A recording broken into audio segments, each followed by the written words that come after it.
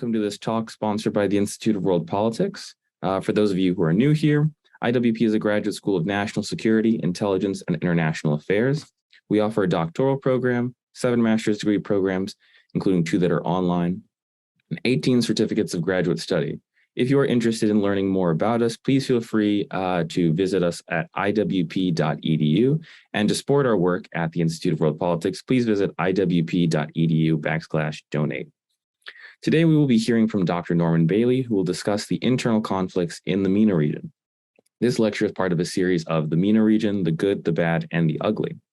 Dr. Norman Bailey is an adjunct professor of economics and national security at IWP and professor of economic statecraft at the Galilee International Management Institute. Dr. Bailey was a senior staff member of the National Security Council during the Reagan administration and of the Office of the Director of National Intelligence during the George W. Bush administration.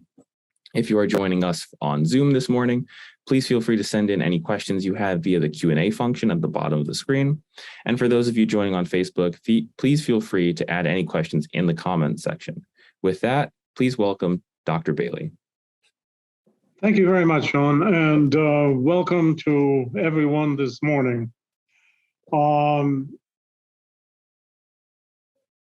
This is the 4th in a series of talks about the MENA region, Middle East, North Africa. And as usual, the topic of this today is internal conflicts in the MENA region. But as usual, I'm going to give a very brief review of the region for those joining us for the first time. The MENA region includes 18 countries, ranging from the far west, Morocco, which borders on the Atlantic Ocean, and all the way east to Iran, which borders on Afghanistan, which is usually considered part of Central Asia, and Pakistan, usually considered part of South Asia.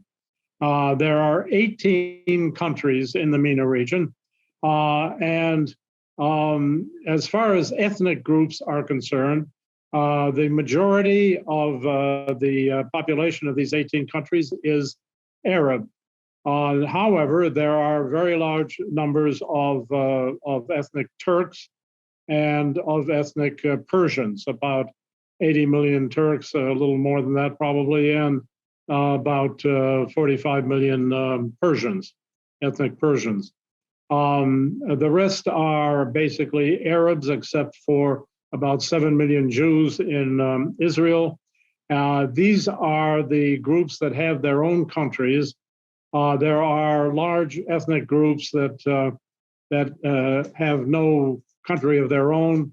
The Kurds, who exist in Iran, Turkey, Syria, and Iraq, and the Berbers, the original inhabitants of North Africa when the Arabs conquered it and pushed them into the desert regions, the southern regions of North Africa, what is usually referred to as the Maghreb.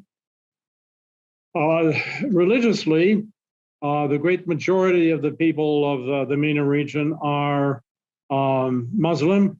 There are about 10 million Christians in Egypt, about 7 million Jews in Israel. But when I say that the great majority of the inhabitants are Muslim, we have to keep in mind, because it's extremely significant, that they are divided between the Sunni Muslims and the Shia Muslims. These are 2 branches of Islam that are antagonistic towards each other. Each one considers the other to be heretical. So that when you say that the vast majority of the population of these 18 countries are Muslim, you have to remember that they are divided into 2 very major sects of Islam. Then there are also minor groups such as the Druze, who have their own religion, and others. The Jews in Israel, of course, and the Christians, as I mentioned, mostly in Egypt. Secondly, I always talk about, before I go into my primary topic, talk about events that have happened since we last met in July. This month, the most significant event that happened in the MENA region was the armed conflict earlier this month, 2.5-day conflict between the terrorist organization Palestinian Islamic Jihad, operating out of Gaza, and the Israeli Defense Forces. In 2.5 days, Islamic Jihad launched more than 1,000 rockets against Israel. The result of the conflict, which ended up in a ceasefire, which was brokered by Egypt, was entirely in favor of the Israeli Defense Forces. First of all, there was a superb intelligence which pinpointed the leadership of Islamic Jihad, and then the follow-up by the army in eliminating or arresting the leadership.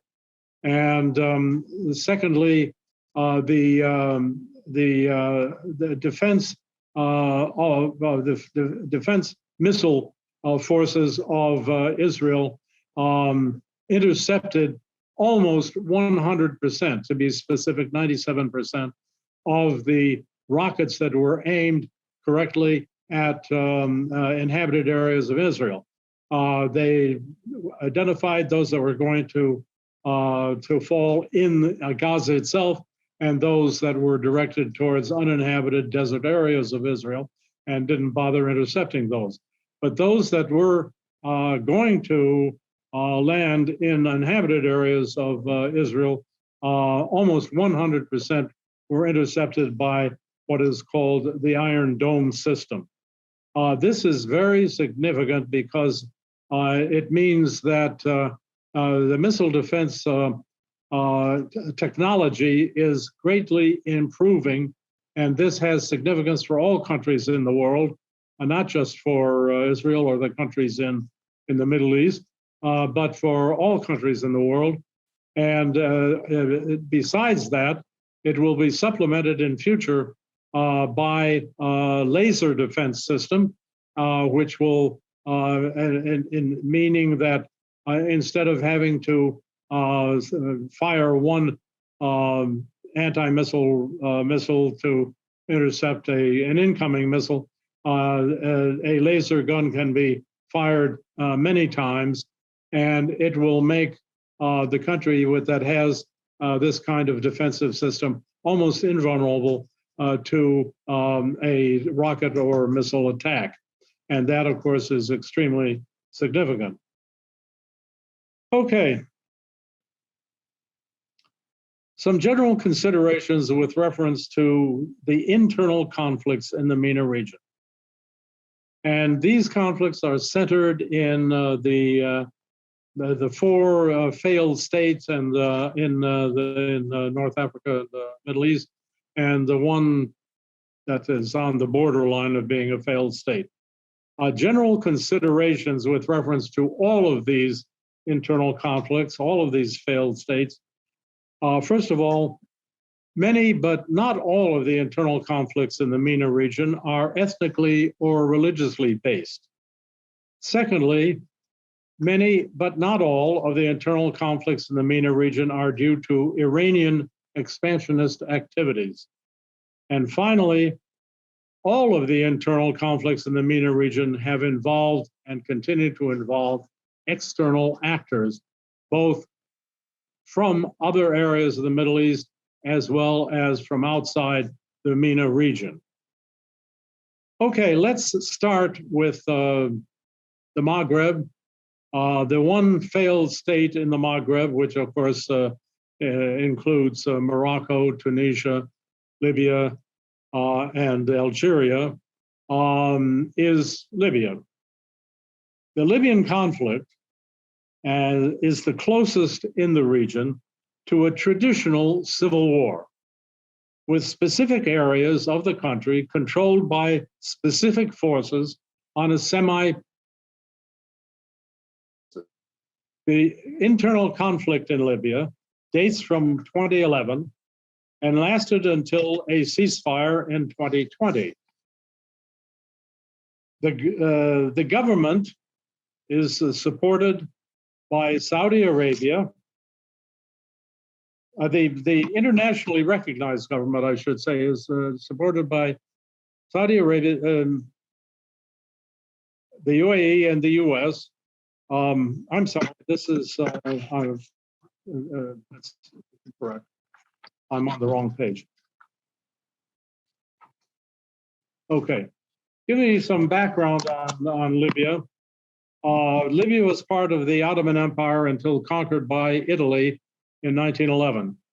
It has been independent since World War II. It was ruled for many years by the dictator Muammar Gaddafi. Gaddafi was overthrown in 2012 with support from the US, which subsequently abandoned the exercise, resulting in a many-year civil war. At present, following the ceasefire of 2020, the northeastern 40% of the country is controlled by the so-called Libyan National Army, which is led by General Khalifa Haftar, a former Gaddafi general exiled for years in the United States. The northwestern 30% of the country is controlled by the so-called Government of National Accord, which is a government recognized by the international community. The southern 30%, the desert region, is controlled by Berber tribes. Both Al-Qaeda and ISIS are active in the country, and tribal groups in collaboration with them control a coastal strip in the middle of the country. As far as external involvement is concerned, Turkey and Qatar have supported the, as well as the international community in general, US, Europe, and the United Nations, have supported the internationally recognized government in the West. The United Arab Emirates, Egypt, and Saudi Arabia have supported the insurgency by General Haftar. And the situation at present is a total stalemate. Since the ceasefire of 2020, there have been ongoing talks, but nothing has resulted from it, so that Libya remains a failed state with about 70% of the country not controlled by the internationally recognized government of Libya. Okay, let's move on then to the failed states in the Middle East area of the MENA region. And we'll start with Yemen. Yemen, of course, occupies the southwestern corner of the Arabian Peninsula. Some background. The government of Yemen was attacked by Houthi tribes in 2014, which took over the capital and the northern portion of Yemen. These are Shia tribes supported by Iran. And it's very Iran. It's significant, incidentally, that for many years there were two Yemen countries, in North Yemen and South Yemen, with their respective capitals in Sana'a in the north and in the south. The government is supported by Saudi Arabia, the UAE, and the US. The Saudis have a naval blockade. The US and the UAE were involved in airstrikes against the Houthi rebels. And the US had an on-ground involvement during a couple of years, which was unsuccessful, and the troops were withdrawn. And the US is no longer engaged in airstrikes in Yemen. The southern part of Yemen is sometimes referred to as Aden due to the major seaport there. During 2019 to 2022, there were several Houthi rocket attacks against Saudi Arabia and the UAE. And this really generalized the conflict and made it extremely significant. The military equipment, the rockets and so on were supplied, of course, by Iran. And the Saudis and the UAE have been attacking the Houthis now for years with only limited success. In April of this year, 2022, there was a ceasefire followed by a renewal of the ceasefire in August for 2 months. There have been numerous violations of the ceasefire, and so far the conversations between the two warring camps have led nowhere. The likelihood is that sooner or later, maybe after this 2-month extension, hostilities will start again. This, unlike Libya, which is significant only unto itself, really, there is the Yemenite failed state situation, the civil war in Yemen, is extremely significant from the geopolitical standpoint, because it enables Iran to outflank the Sunni countries of the Arabian Peninsula, and this and diverts their attention from the confrontation with Iran itself and the northern arc of Iranian influence to the southwest, and that, of course, is very significant for both the Iranians and for the Sunni countries that are opposed, as well as Israel, to the attempt by Iran to extend its control and influence in the Middle East. All right, Sean, having talked about 2 of the failed states and internal conflicts, let's see if we have any comments or questions. Yep, no comments or questions so far on either Zoom or Facebook, so I think we are good to keep going. Okay.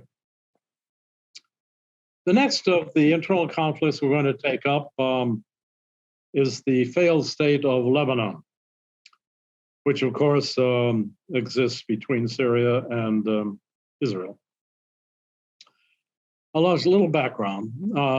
Lebanon was part of the Ottoman Empire.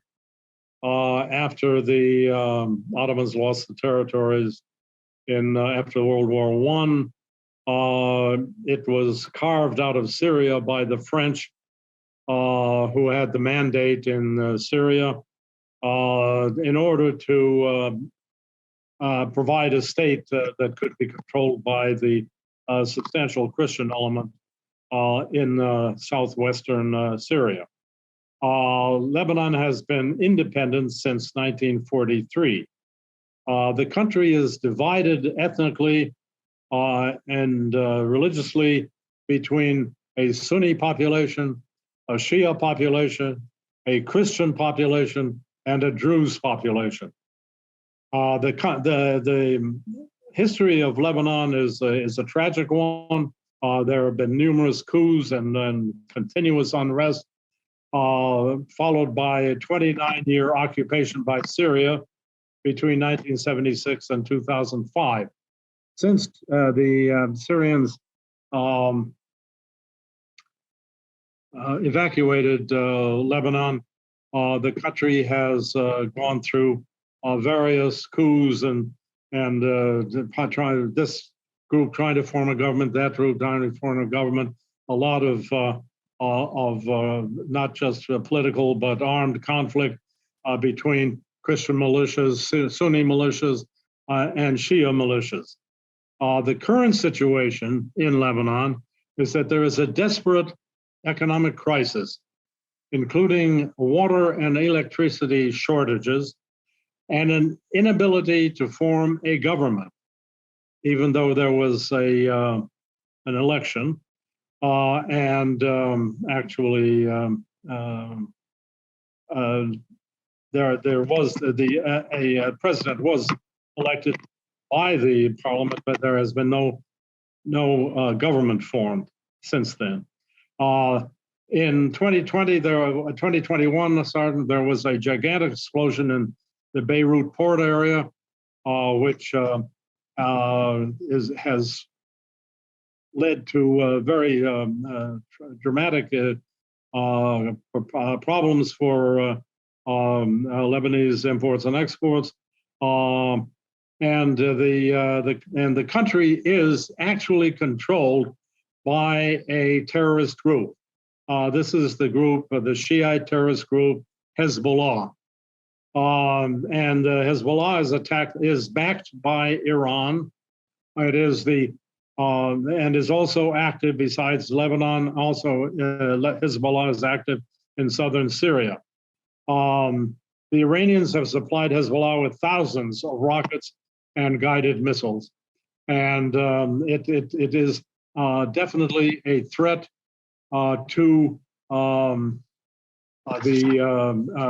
Israel. Israel has invaded Lebanon during since it became independent twice. There is a current standoff between Hezbollah on the one side and Israel on the other side. We see that the Israeli defense capabilities are very great, but as was demonstrated in the recent conflict between Islamic Jihad and in Gaza and Israel, nevertheless, Hezbollah has many more rockets than Islamic Jihad or even Hamas, the governing the terrorist group in Gaza, and it would be a very serious problem for Israel if Hezbollah was to attack Israel, firing off thousands of rockets a day. The current situation is one of stalemate, and as far as the civil government is concerned, the Lebanese army is outgunned and outnumbered by Hezbollah, despite the fact that it continues to get support from Western Europe, from Europe and United States. But it really cannot challenge Hezbollah. Now, in the recent elections, Hezbollah actually lost support.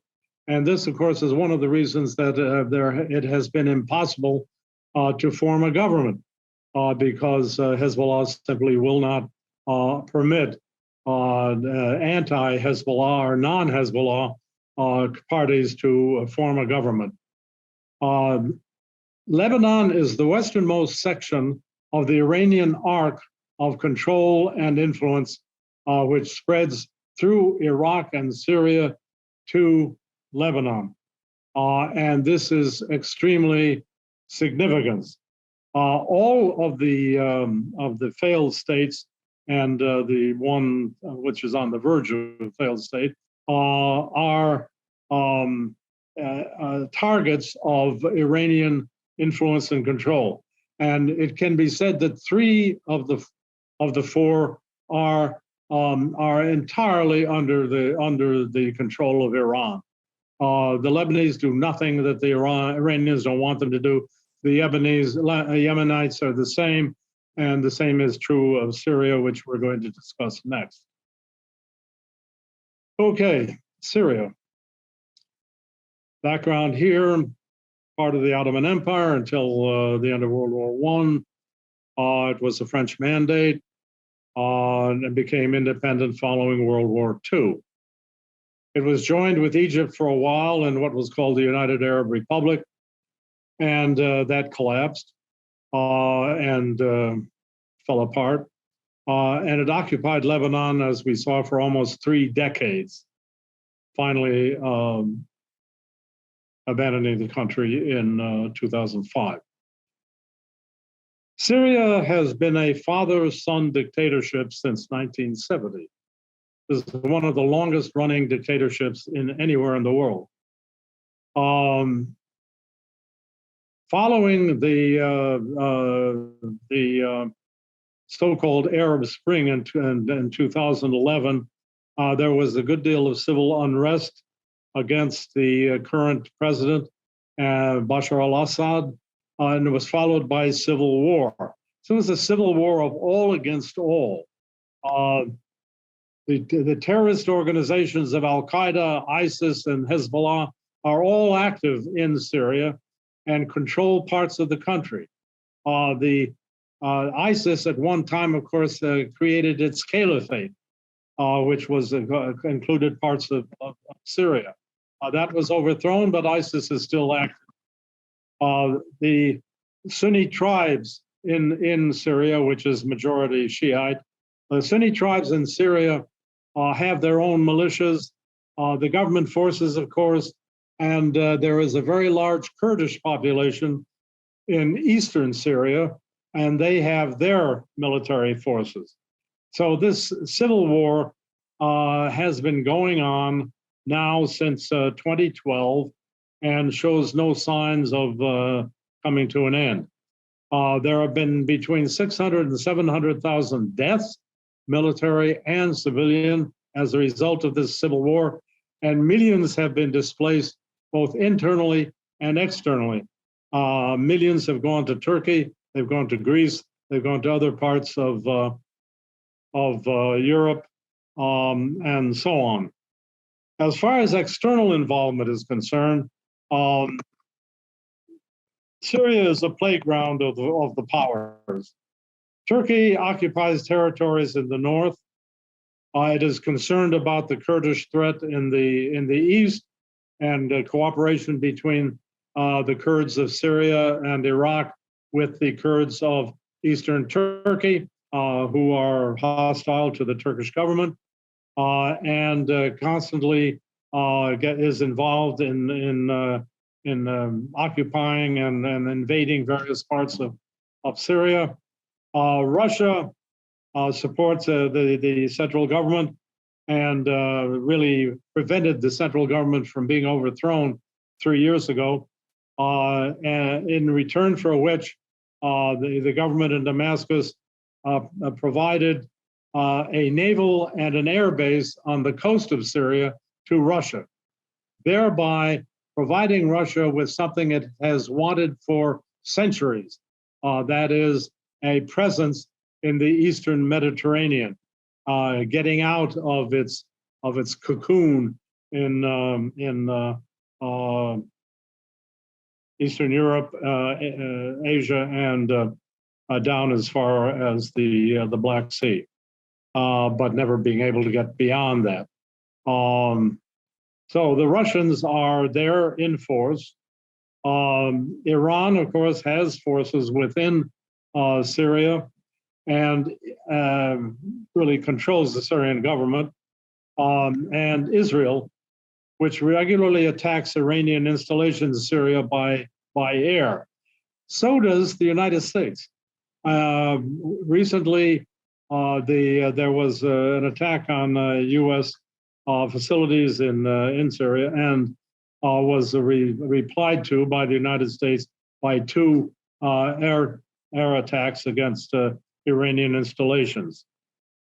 So the current situation in Syria, the center and south of the country are controlled by Assad, by the Assad government, and by Hezbollah.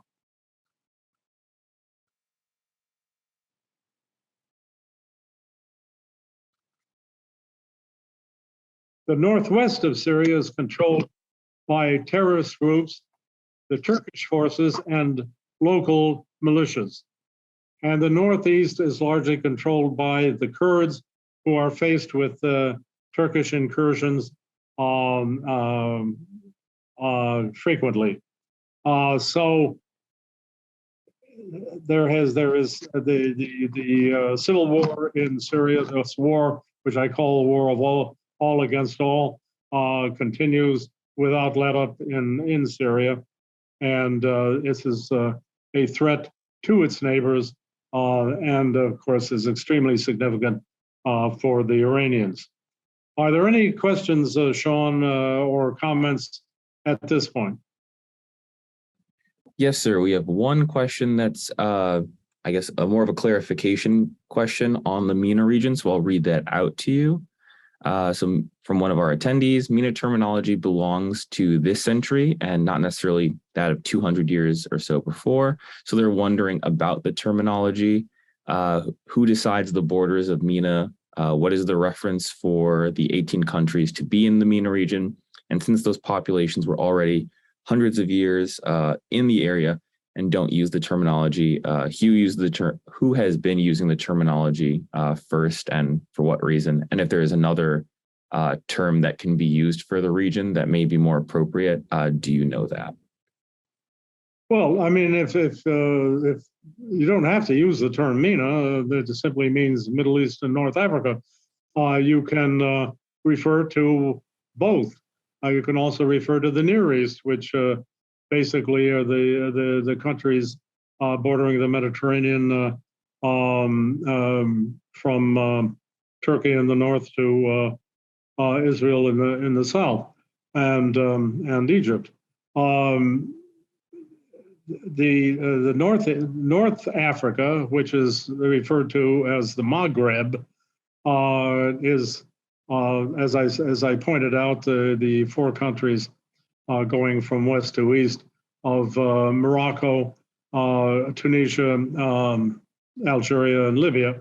The majority of Egypt is actually geographically in North Africa, but geopolitically, Egypt interacts with the Middle East, so it's usually considered a Middle Eastern country. The countries of the Arabian Peninsula, Saudi Arabia, of course, primarily, but also Yemen, Oman, Qatar, United Arab Emirates, Bahrain, and Kuwait, and the central and northern part of the Middle East, which is Israel, Jordan, Lebanon, Syria, Turkey, Iraq, and Iran. These are this is the terminology that has developed over the decades, and it's generally recognized by everyone. Any other questions or comments? No, sir, that is it for right now. So we are good to keep moving forward. Okay. The country of Iraq, which of course is between south of Turkey and between Syria to Syria and Jordan to the west and onto the east.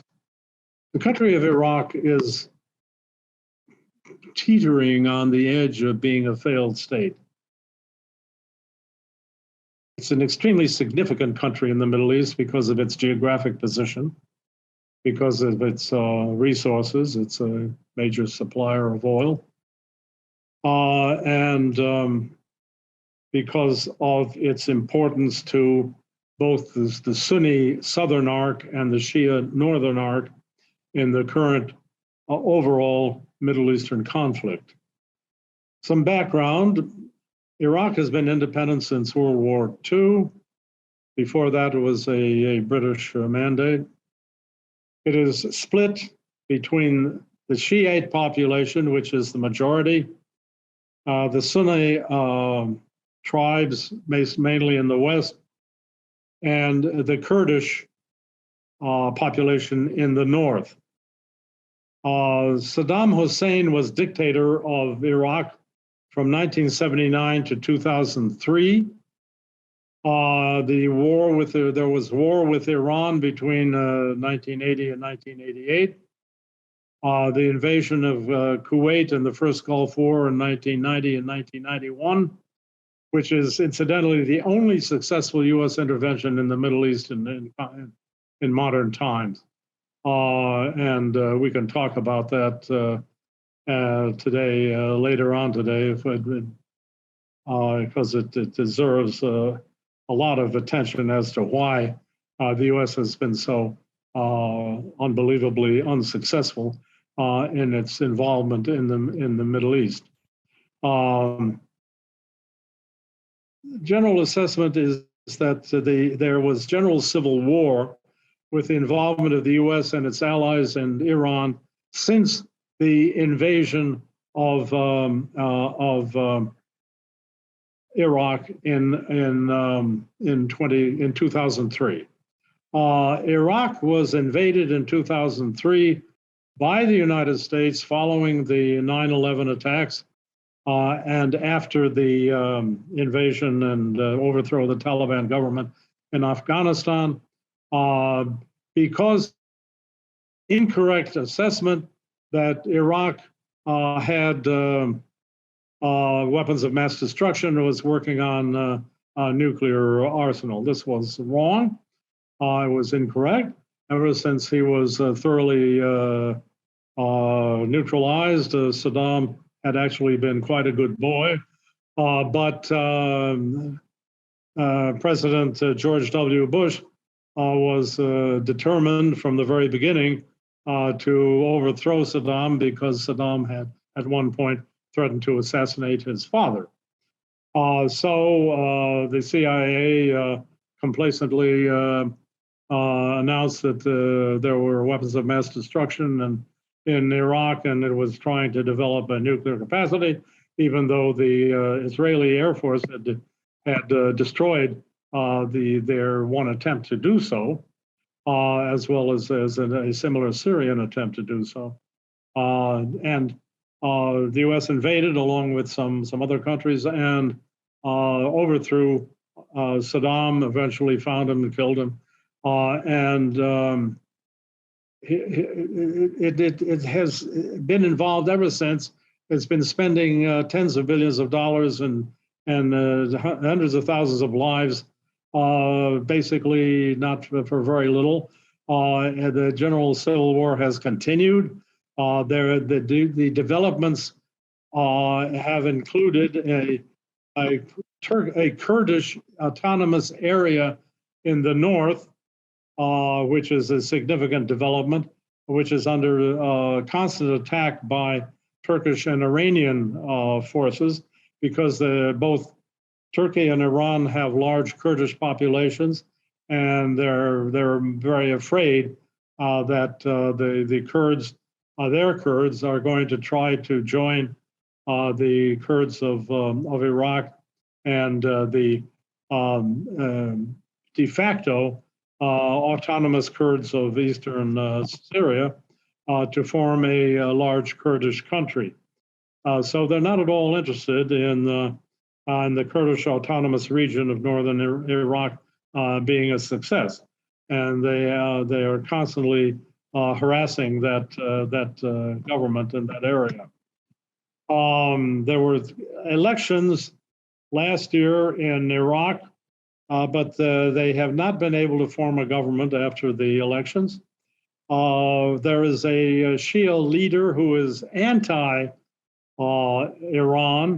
named Muqtada al-Sadr, and his very large Shia movement won the elections. That is, they have a plurality, but they refuse to form a government. This is something that is really puzzling, and it's hard to explain. But the fact is that the only forces within the parliament who could form a government won't do so. And you have also the pro-Iranian Shiite militias, the government forces, which are both Shia and Sunni, and the Kurdish forces in the north. Iran and the U.S., Saudi Arabia, the United Arab Emirates, and Turkey are all very much involved in Iraq. Iran, of course, is interested in increasing its influence in Iraq, which is already substantial, in order to complete the northern Shia arc of control and influence through Iraq, Syria, and into Lebanon, and then Yemen outflanking the Sunni southern arc of the Middle East. The U.S., which has run hot and cold, but has been involved in Iraq ever since the invasion in 2003. The Saudis, who support the anti-Iranian forces, particularly the Sunni tribes of Western Iraq, and the UAE, which also supports the Sunni tribes.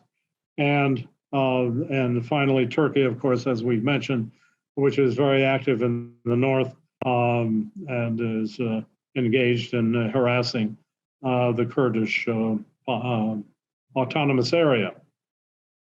Now, there are in the Middle East two other cases. These are not failed states, nor are they in open civil war.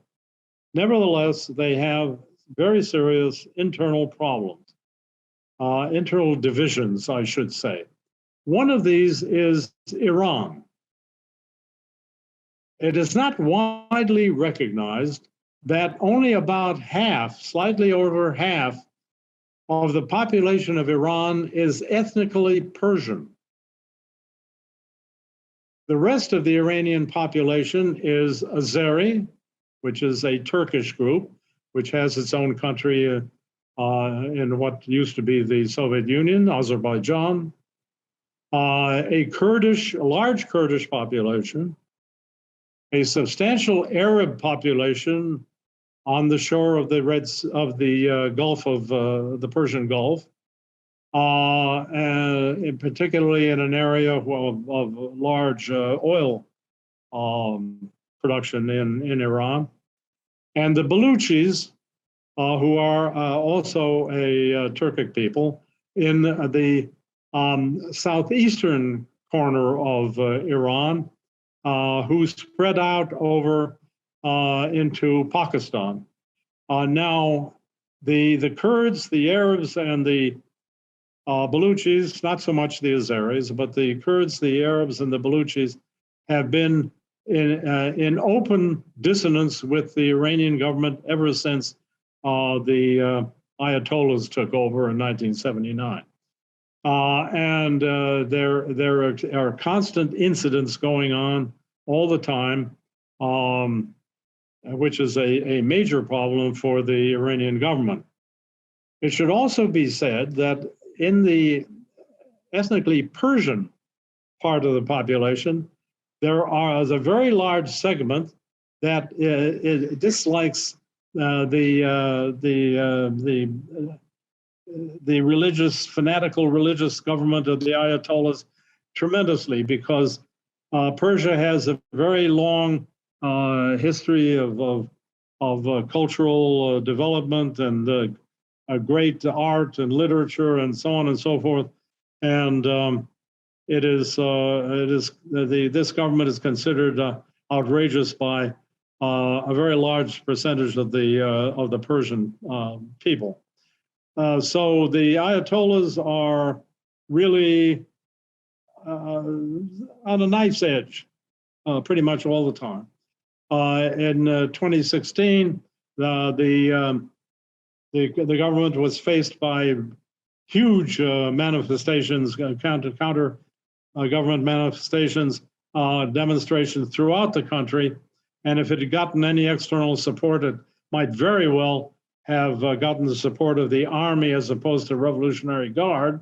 And it's quite possible that the government of the Ayatollahs could have been overthrown at that time. But they were abandoned by everybody, and the Revolutionary Guard succeeded in putting down the uprising. About 2 years later, the army tried to stage a coup. You have to realize that in Iran there are two armed forces: the regular army, Navy, and Air Force, and the Revolutionary Guard with its own Navy and Air Force.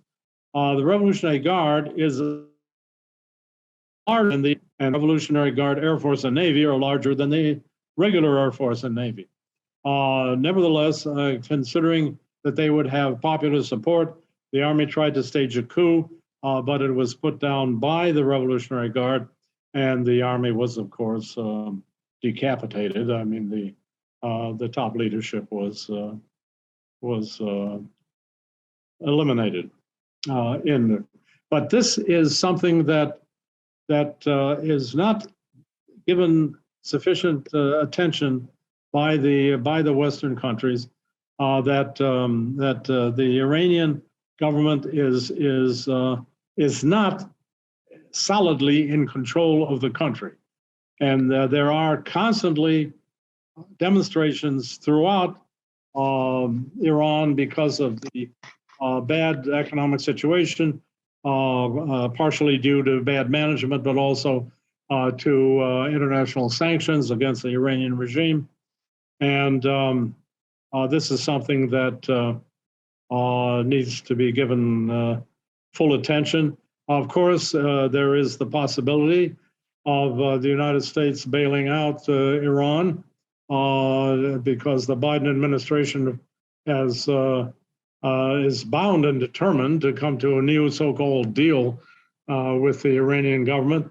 It's entirely impossible to understand the reasoning behind this, but they are determined to do so. They may succeed, they may not succeed. If they do succeed, this will provide Iran not only with reduction or elimination of sanctions, but also with large quantities of money, just as happened after the deal, the first deal.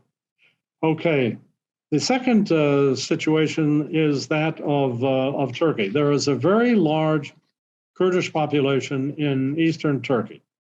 The Kurds are not Turks. They are of a different ethnic group completely. They have never had their own independent country. There are millions of them, but estimates vary, but there's between 14 and 20 million Kurds around the world, and they are centered not only in Turkey, but in, as we mentioned before, in eastern Syria, northern Iraq, and western Iran. So this is constantly a problem for the Turkish government, any Turkish government. And it is behind a lot of the Turkish activities in the Middle East to try to prevent any kind of serious Kurdish uprising and so on. This is something also that needs to be kept in mind. Okay, an overall assessment of the situation with reference to internal conflicts and civil wars and failed states in the MENA region. Libya is on its own. It has no greater significance than the Libyan situation itself. It obviously is of concern to the countries that border on it, namely Tunisia, Algeria, and Egypt. The Tunisians and the Algerians, by and large, have supported the internationally recognized government in the West. Egypt has supported the Haftar insurgency in the east, but it's a localized situation. It has no geopolitical significance beyond the local area. Yemen, Lebanon, Syria, and Iraq are a completely different situation. The geopolitical significance of those four failed states, or in the case of Iraq, close to failed states, is very great. First of all, because of the Iranian Shia and Saudi Arabian Sunni, Saudi Arabian Egypt, a Gulf state coalition in the southern arc, and the Shia coalition through Iran, Iraq, Syria, and Lebanon in the northern arc, which is a major confrontation. And at this point, a very important development, of course, which we've already discussed in this series of talks, is the fact that several of the Sunni states have recognized Israel and have brought Israel in as an ally in the southern arc, the southern anti-Iran, anti-Shia arc. And it's extremely important to keep in mind that Israel is by far the most powerful military force in the entire region, despite the fact it's a small country with a population of about 9 million. Still, it is the only country in the region, at least so far, that has nuclear weapons. It has a superbly equipped and trained Army, Navy, and Air Force. And it is, in some international listings have listed it as among the top 10 military powers in the world, which is astounding for a country of the size of Israel. So the UAE, Bahrain have decided they want to come into alliance with Israel, and Israel, of course, welcomes this, and it has become very cordial relationship. There is a substantial likelihood that at some point Saudi Arabia will join, and there has been on for many years actually informal cooperation between the Saudis and the Israelis in intelligence and the defense cooperation. But so far, the Saudis have not decided to make this open, but they have opened up their airspace to Israel. They are open to Israeli investment in their new technological city in northwestern Saudi Arabia, very close to the Israeli border, and they are very interested in Israeli technology and trying to, particularly the current actual ruler of Saudi Arabia, who's the crown prince, is very interested in diversifying the Saudi economy into a high-tech area. The role of other external actors and non-state actors in these failed states and areas of civil war and civil conflict. We've already mentioned the involvement of ISIS and Al-Qaeda. Recently, the leader of Al-Qaeda was killed by an American drone strike. These things are okay, but I mean, there are always other people to step into the position. ISIS and Al-Qaeda are active throughout the Middle East, and not just North Africa, but also in sub-Saharan Africa. They are very active in the entire Middle East African region, not just North Africa, all of Africa, and so on. Russia, of course, has been very active, particularly in establishing an air and naval presence in the Eastern Mediterranean. They have an agreement, an informal agreement with Israel, where they won't interfere with Israeli attacks on Iranian installations in Syria, and the Russians and the Turks really saved the Syrian government about 2 years ago when it was on the verge of total collapse.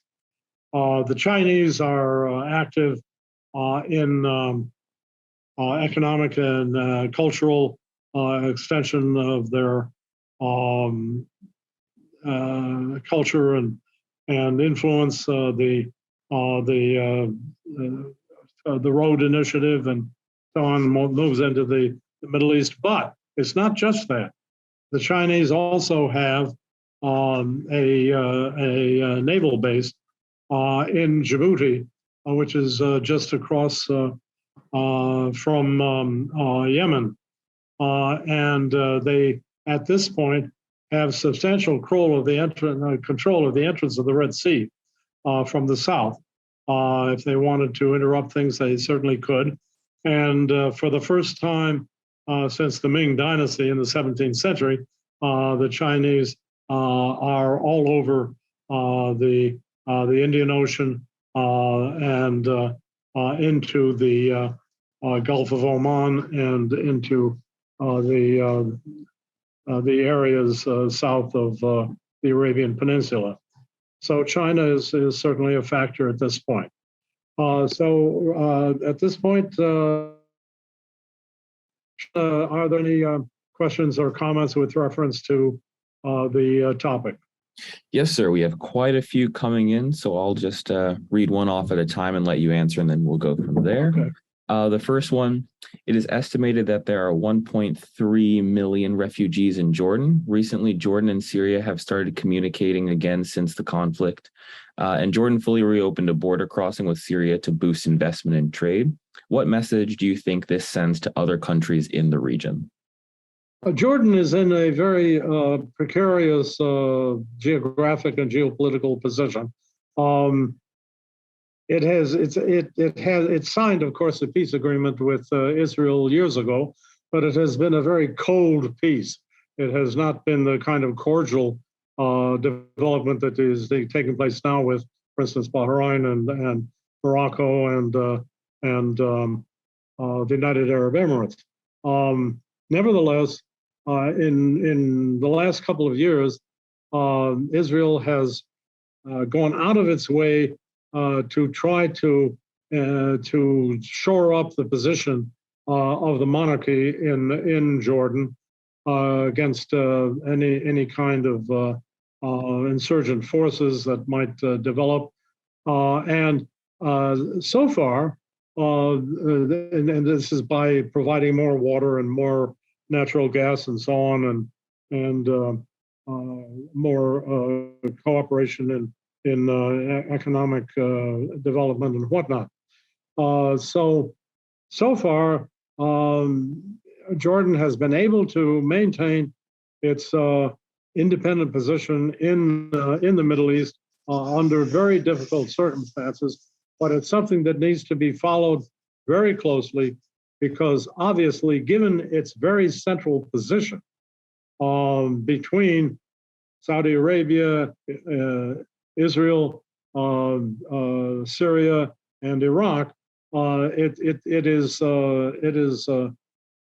any kind of movement in Jordan towards a civil war or insurgency or any kind of failed state situation would be extremely serious for all of the surrounding countries. The next question we have is, why is Syria such a desirable country? Since the Roman Republic and the times of Marius and Sulla, this territory has been a scene, of eternal conflicts. Well, it's primarily because the Syrian area is so completely divided among sectarian groups. The Shiites, the Sunni, the Druze, the Christians, and God knows there are many different Christian groups and so forth. So that the Syrian area, which includes Lebanon, has for centuries been a center of conflict, and since the collapse of the Ottoman Empire, of course, all of this has emerged. And the extremely long dictatorship of the Assads was the only thing that sort of kept the country together through the iron fist, so to speak, until the Assad government was attacked in 2013, and it's been in civil war ever since. And as I mentioned a couple of years ago, was on the verge of collapse. Next question we have is, what dilemmas or opportunities does the U.S. face in Iraq with Muqtada al-Sadr winning? Well, this is a question which requires a much more serious and extended discussion than we have time for now. The U.S. record in the Middle East in the last 20, 25 years is really awful. And that runs through Republican administrations, Democratic administrations.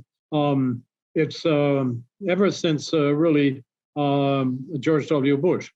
And one government after another has bumbled around in the Middle East and been generally unsuccessful in what it's been doing. And but this requires a much deeper analysis than we have time for now. Unfortunately, it's certainly an excellent question. Next question we had is from one of our audience members that wants to get your view on how and when Lebanon could get stabilized. Oh boy. Not a tough question at all. How would require Hezbollah to be defeated somehow.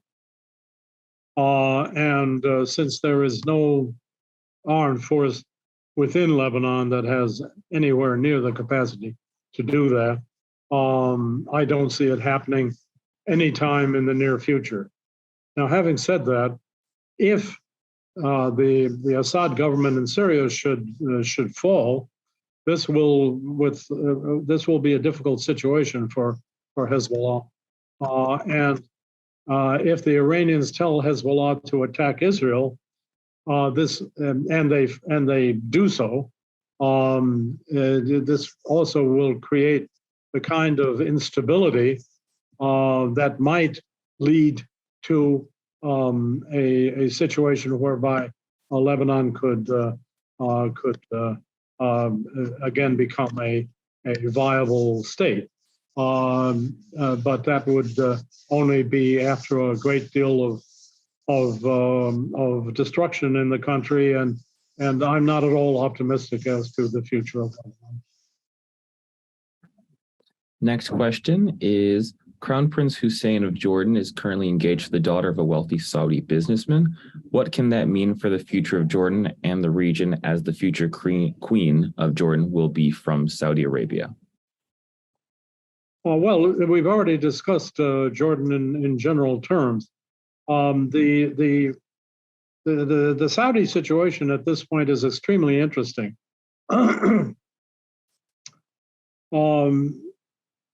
The Crown Prince, would have been Salman or MBS, as he's referred to, is the actual ruler of the country. His father is still alive, but he's not really active. And the Crown Prince is extremely interested in bringing Saudi Arabia into the modern world.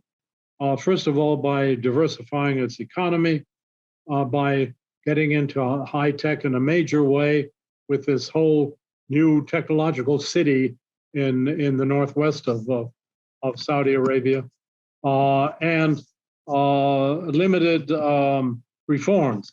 Now, the reforms are important when it comes to the position of women in Saudi Arabia.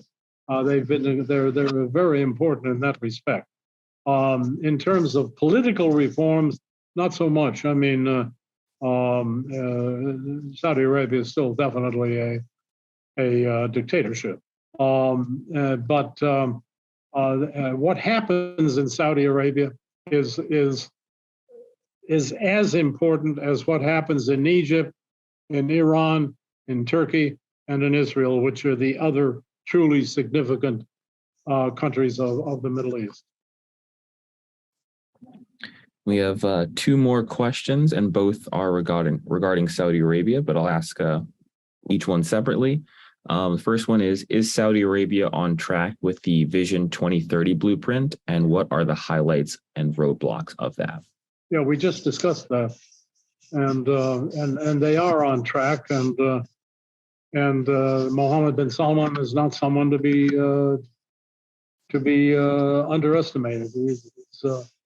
He's an iron-willed person, and if President Biden hadn't made such a hash of his trip to Saudi, we might be farther along in a rapprochement between Saudi Arabia and Israel at this point.